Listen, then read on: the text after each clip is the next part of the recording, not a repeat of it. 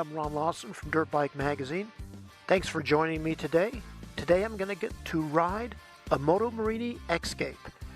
This is an adventure bike you might or might not have heard of. It's a 650cc parallel twin. Originally the Morini name, an Italian name. This particular bike comes from China right now, but we're looking forward to riding it. Styling, distinctly Italian. Up here it's got an adjustable windscreen.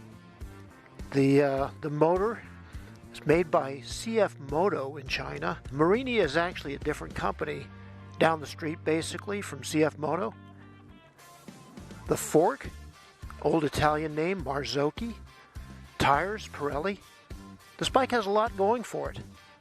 The one thing you might want to know up front is the price. Suggested retail is $7,999, and right now there's an incentive going on, $1,000 off or a 3-piece aluminum luggage set. Either way, it's an amazing deal. We're going to go for a ride in the mountains of the Cleveland National Forest. So you old timers might remember the Moto Morini name. It was a big deal back in the early 70s, mostly in Europe. Didn't have very much of a presence here in the US. But I remember the 350cc V-twin they had. Pretty exotic motorcycle. I think they also had a 500 V-twin. At any rate, Morini kind of went the way of a lot of companies in that era. Eventually it was bought by the Castiglione brothers of the Cagiva name, and then it went through a bunch of owners. Now it's owned by a Chinese company, but it's still Morini. You can draw a distinct line of lineage all the way back to the original Moto Morini. The headquarters is in Milan, Italy. Like I said, all the manufacturing in China these days, but gotta say, manufacturing quality is pretty good on this bike. So the motor's good. You know, I gotta say, it's not slow by any means. It's way faster than a KLR 650, for example, which I know that's not setting the bar very high, but you got to remember this bike is almost in the same price range as a KLR. It makes much more power, of course, than any of the Japanese 650cc dual sport bikes. When it comes to comparing it to like the Husky 701 or the KTM 690, those bikes are quite a bit stronger. They're basically more sophisticated motors, even if they are singles. As single-cylinder bikes, of course, they're much lighter than this. This is a substantial motorcycle. It's no lightweight. To tell you the truth, it's really comfortable. I'm kind of picking up the pace right now, and nothing scary is happening. Bike handles perfectly stable. The suspension isn't bad. It's not the cushiest ride in the world. I think you're kind of a prisoner to the weight on a lot of bikes like this. The rear suspension is actually a KYB shock. It's not especially sophisticated. It does have adjustable rebound damping. The fork, Marzocchi. Now, I'm not sure if Marzocchi's lineage is still 100% Italian. I don't know where the factory is, to be honest. I remember they went through some kind of bankruptcy issues a few years back. But fork is actually a highlight on this bike. Gotta say, it's working pretty good. I know it has adjustable rebound, compression, damping, and I think preload as well. I haven't done any of that for right now. Just kind of taking the bike as it comes. We're going to get into the dirt up here in a little bit. Right now this is kind of a rough pavement road leading up to Maple Springs, which is kind of a dual sport entryway into the Cleveland National Forest in Orange County. Starts off on pavement that is closer to being dirt than pavement, and then turns to dirt up here. Sometimes it's in good shape, sometimes it's not.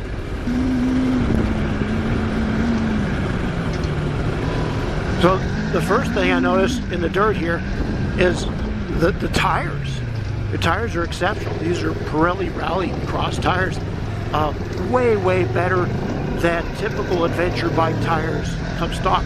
Actually, when you get into premium level bikes, you might come with tires like this. But for the most part, they come with street tires. And if you want to go off-road, it's kind of on you to come up with tires of this level. These are great. And even though this bike is no lightweight, I really have no trouble manhandling it on this dirt road. I think that Maple Springs is a little bit better shape now than I've seen it in the past. I'm not sure if the Forest Service comes up here and actually maintains it.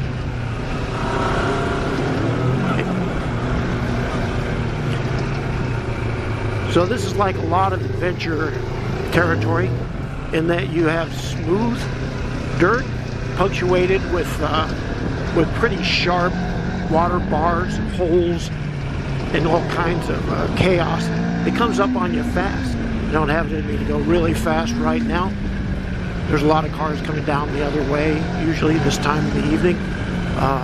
Been on this road quite a few times on mountain bikes, and you kind of gotta keep a heads up. But as fast as I want to go, this bike is handling great.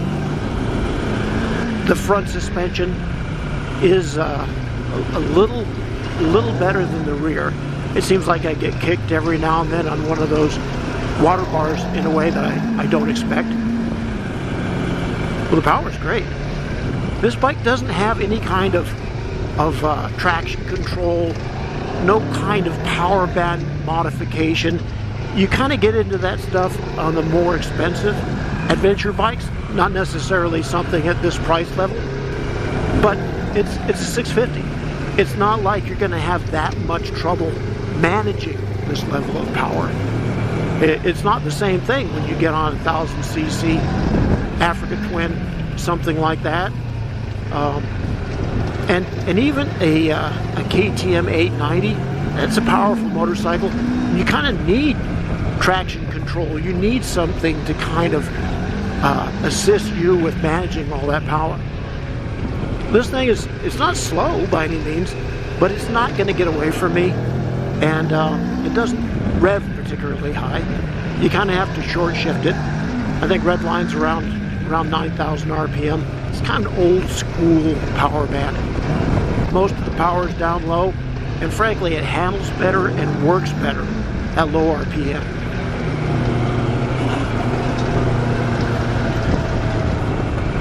Now, I don't know if it shows here, but as you get to the higher altitudes here on this particular road, it gets rocky.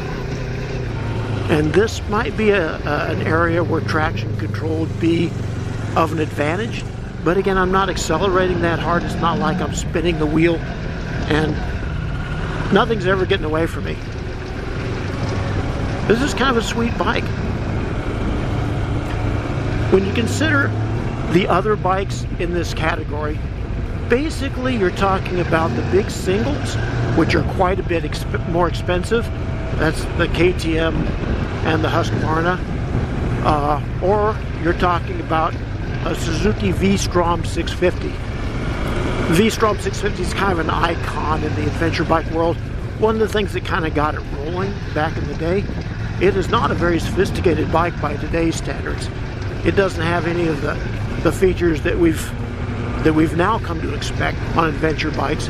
So it really is a lot like the X-Cape.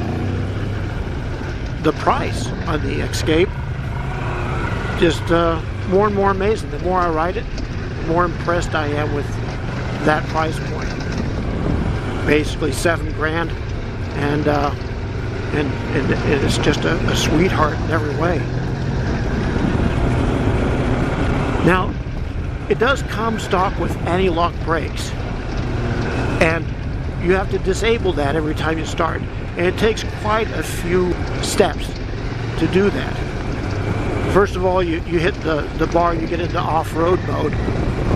On other bikes, off-road mode means traction control, it means modified power levels. On this bike, all it really does is give you access to disable rear anti-lock brakes. But I've ridden it with the anti-lock brakes activated in the dirt, going downhill, and it chatters a little bit, kind of like you expect you don't ever get scared. You don't ever get that feeling like you're coming to a turn and you're not going to slow down in time. It's actually not very invasive. I also like the fact that this is a 6-speed. You can click it up a gear and then another gear, and it always seems to pull. And in the taller gears, everything kind of happens more slowly. Everything gets more manageable. Now, if I got carried away and started going into these turns a little bit too hot, I'm not sure that things would go well for me, because it's a heavy motorcycle. There's no getting away from that. And even though the brakes are good, when gravity starts taking a hold of you, there's not a lot you can do about it. Good brakes or no brakes. Again, the tires really help in that regard. There are a lot of cool features on this bike. They'll be kind of fun if I ever get to take it on a long trip. I mean, for one thing, it's got a couple of USB ports. You could mount your phone up on the bar and have power for it. That windscreen is adjustable up and down. The levers are adjustable. The controls are excellent. I think they must have plans for more electronic features on this bike in the future, because you have quite a few buttons that allow you to scroll through menus, and right now most of those menus are empty, but we have a feeling that Morini is going to have something else in the near future. It'll be worth taking a look at. Right now I'm pretty pleased. I'm hoping they let me hang on to this bike long enough to really do something cool with it. For right now, I'm kind of staying close to home, and but down the road, I think this is a bike that you could cross a couple of states with and have a lot of fun. So stay tuned. We might have more on the Morini. I'm thinking that this is a bike that's worth taking a second look. Maybe making a few modifications to, decking it out with a few more accessories. I'm looking forward to riding it some more. Thanks for watching.